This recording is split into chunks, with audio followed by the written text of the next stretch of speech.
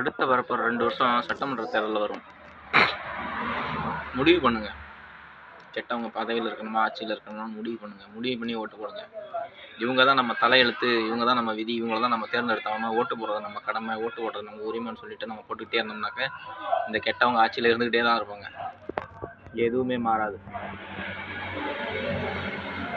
கெட்டவங்க ஆட்சியில் இருந்தாங்கன்னாக்கா முன்னாடியே பேசுங்க.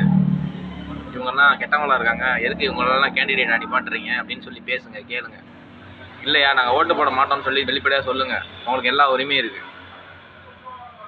நீங்கள் ஆட்சியாளர்களை தேர்ந்தெடுக்கிறீங்க. இப்படிப்பட்டவங்க கேண்டிடேட்டை நிறுத்தக்கூடாது, இப்படிப்பட்டவங்களை கேண்டிடேட்டை நிறுத்தினீங்கன்னா நாங்கள் தேர்தலை புறக்கணிப்போம்னு தைரியமாக பேசுங்க, வெளிப்படையாக பேசுங்க. ஓட்டு போடுறது உரிமை கடமைன்னு சொல்லிட்டு சொல்லி ஏமாறாதீங்க. முடிஞ்சால் உங்கள் ஊரில் நல்லவங்க இருந்தாங்கன்னாக்கா சுயேட்சை வேட்பாளர்களை நிறுத்தி அவங்கள ஜெயிக்க வைங்க. அப்போ தான் மாறும். நீங்கள் தான் மாற்றணும். தன்னால் எதுவுமே மாறாது.